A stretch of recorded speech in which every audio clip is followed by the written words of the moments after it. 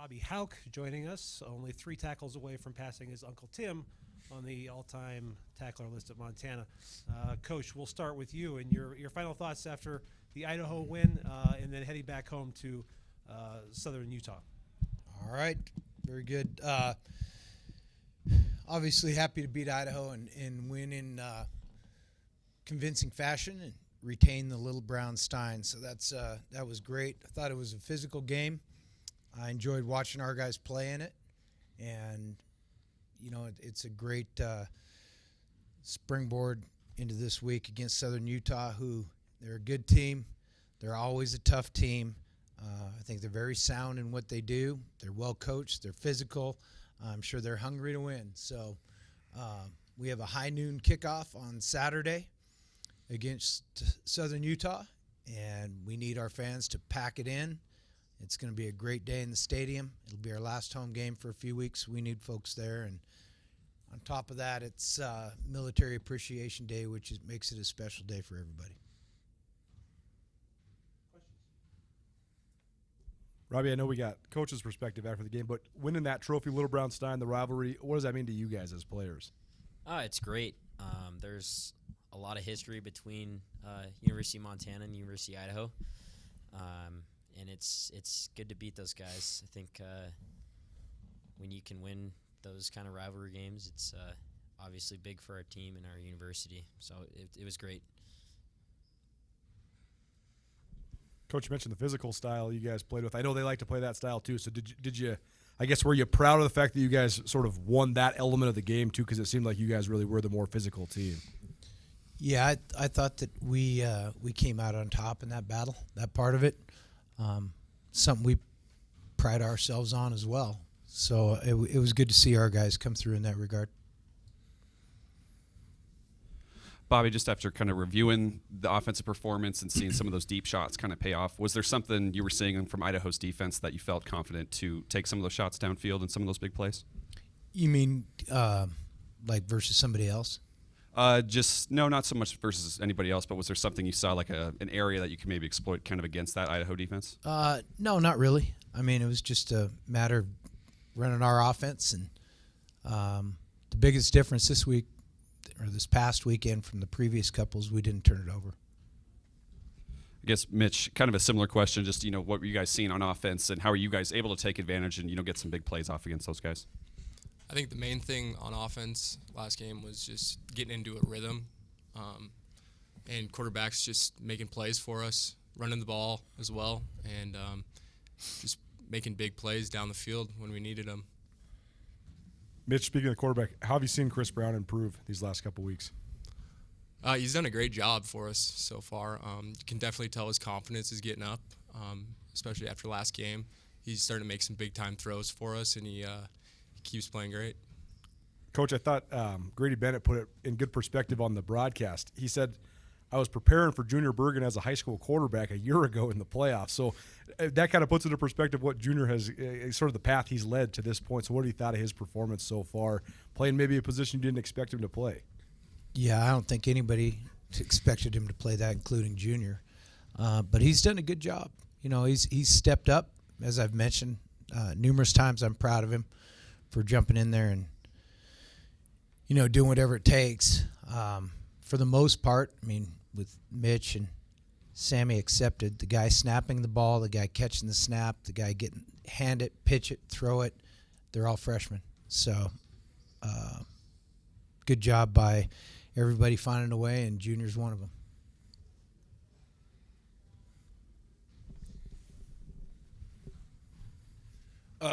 Coach, you had kind of a couple O-linemen go down there kind of within a few plays of each other, especially at center. I'm just curious, like, when that happens, you have a couple centers go down, like, what is the communication process like on the sideline when you're maybe not anticipating a guy who hasn't been practicing at center all week? Yeah, you don't it's kind of like quarterback. You don't get a chance to rep a bunch of guys at center during the week. You usually get two. I mean, you get two. So when you get to a third group, that makes it a little dicey. You hope you can get the snap. I mean, you got to get the play going, and it's not automatic.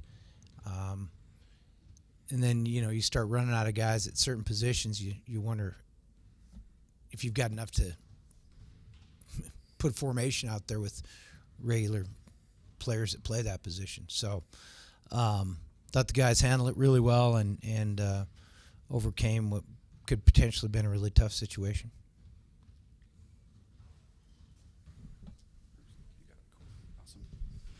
Robbie, so for after the first drive against Idaho where they score and you guys really kind of settle in for the rest of the game, how much is that just kind of the game plan settling in? How much is that the defense settling in? Like, what do you attribute that to where you guys just kind of shut them down pretty much after that first 5 minutes? Yeah, I'd say we probably settled in after that first drive. It's kind of irritating, just from a player's perspective. I think as a defense as a whole, we're not big on spotting teams 7 points. But yeah, we settled in.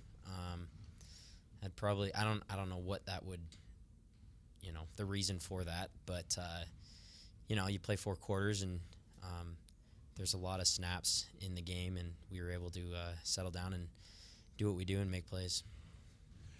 Coach, we've obviously talked a lot about Chris Brown after Cam's injury, but his backup now in Patterson. Like, what have you seen over the last few weeks, like in practice, and how he's kind of handled the backup quarterback role, and then obviously you felt good enough to get him some snaps there. Yeah, we want to play 2, including this week. So Robbie's done a good job. He's got some great skills that hopefully we can utilize a little bit, and he's a smart guy who's tuned in. It's important to him. So, anytime a guy in that situation can come in and give you some plays, it shows he's preparing, and that's what it's about, preparation. I know you've obviously talked glowingly about the special teams units as a whole this year. What would you say is you've obviously prided yourself in special teams, but this year to be so solid across the board, what do you maybe attribute that to? Yeah, I think it's just again, it kind of goes back to what I said a minute ago about Patterson. Those guys make what they're doing important to them, and they prepare. They play really hard. They understand what's expected, and I've been doing it a long time. I've never been part of a season where the kicking game was as dominant as it's been this year. Mitch, obviously, you kind of do some holding, but you played a lot more special teams when you were younger. What's like the pride in being a part of those units and what you've seen from those guys this year? Well, anytime you get to be a part of a special teams unit, it's a great opportunity, and you take pride in it. So any role that I have on special teams, it's awesome for me, and I love being a part of it. And yeah. Mitch, Southern Utah is coming off of their best week defensively, giving up the least amount of points they have all season, but you coming off your best offensive week. Just what do you think about that going into Saturday and creating opportunities for your team? Southern Utah definitely has a great defense, and we're going to have to carry our offensive energy over into this weekend for sure. Robbie, Eric led with the tackle record. So do you think about this? And if so, what would that be like to surpass your uncle? Well, I really didn't know, honestly, how close I was. So hopefully I can get it done this upcoming weekend. But no, I think that's pretty special to do. There's a long list of Grizzly greats, and I think he's on top of that list. So it would be a pretty special moment and an honor to be able to do that. So I'm pretty excited if I can do it.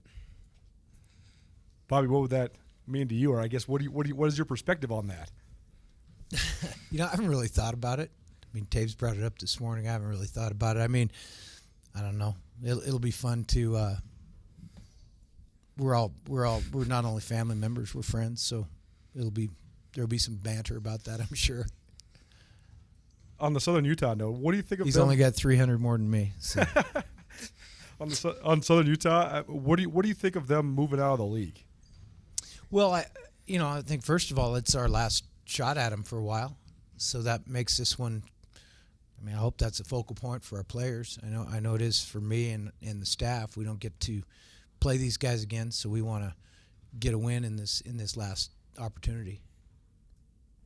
Coach Warren, do they look similar defensively? I know he's a defensive guy, and I know that he was the D coordinator there when Ed Lamb was there. So, is it a similar sort of deal that they've been running the last several years? Yeah. I mean, everybody evolves.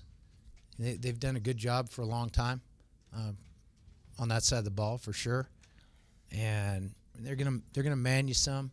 They're gonna And it really starts with man coverage. At least it has so far, and you get a win against man. They do a good job with it. It's something that's given us some trouble too.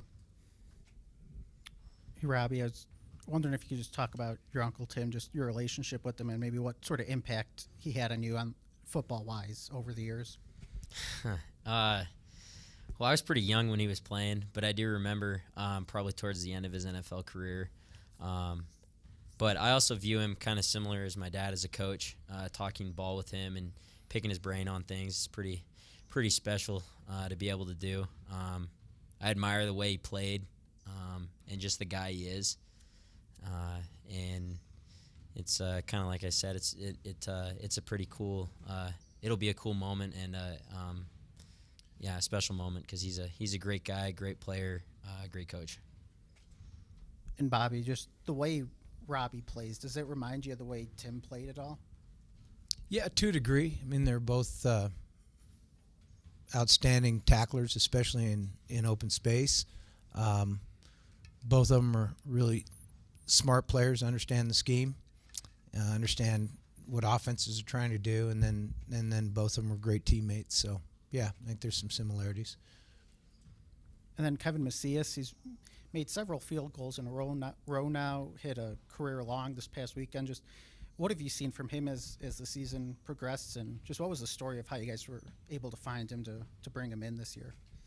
Well, I'll start from we had our eye on him from last, January, February, and we needed a guy at that position, we felt.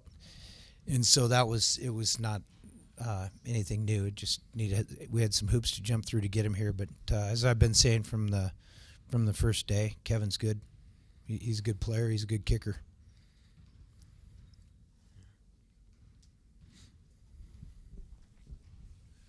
Coach, who should Grizz fans be watching this Saturday as far as guys that kind of stand out for Southern Utah for you? Well, I like their receivers. I think they're the best players on their offensive side of the ball. Their offensive line is a good-looking group. They've got some really good-looking kids. And then defensively, I think the best players are their front guys. But and maybe that's why they've showed a tendency to lean on their man coverage a little bit. They can get there. So those are the guys. Mitch, we obviously saw some of the big plays down the field, but Coach after the game said he liked the physicality that the wide receivers brought to the game this weekend. I know you had a couple broken tackles and ran a guy over. So maybe just talk about bringing that physicality to that position and how much you guys enjoy doing that. Yeah, I think our team just takes pride in being physical in everything we do, even on the offensive end. And I think we just try to carry that over, and when we get the opportunity to make a play or run a guy over, we try to, so.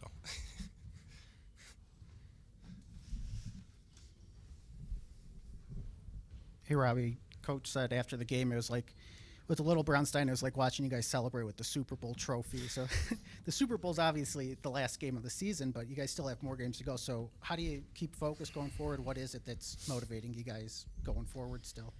Winning, simple as that. Winning is hard to do. I don't think really anybody on the outside quite understands how hard it is to win and how much time and preparation goes into each week. So anytime you can celebrate and win a game, I think almost every game's like winning the Super Bowl if you can win, because it is extremely hard to do. So it was good to be able to celebrate for about 24 hours and then get on to this next one. And Bobby, with Alex Gubner being ejected, not ejected, did you ever get any clarification on that, and if that's going to impact whether he can play in the first half this coming Saturday? Yeah, we haven't heard back from the conference yet, so hopefully our conference will do right by that kid, and we should know soon. If they don't, then we can talk more about that at that time. Coach, just curious on maybe teams past, where this one stacks up as far as just the injuries and how they've piled up at certain areas, and have you had a team that's been kind of this banged up at this part of the year before? Sean, I don't know. I don't really catalog it in my memory that way very much, but this seems a little bit outlandish in terms of my memory on how that goes. And then part of that is we're winning, and we've overcome it to a degree. So, we don't really worry about it too much, but it's still real. You have to deal with it. Sometimes you can, sometimes you can't. Anybody else? Thanks, everyone. Thanks, guys. Ladies. Thank you.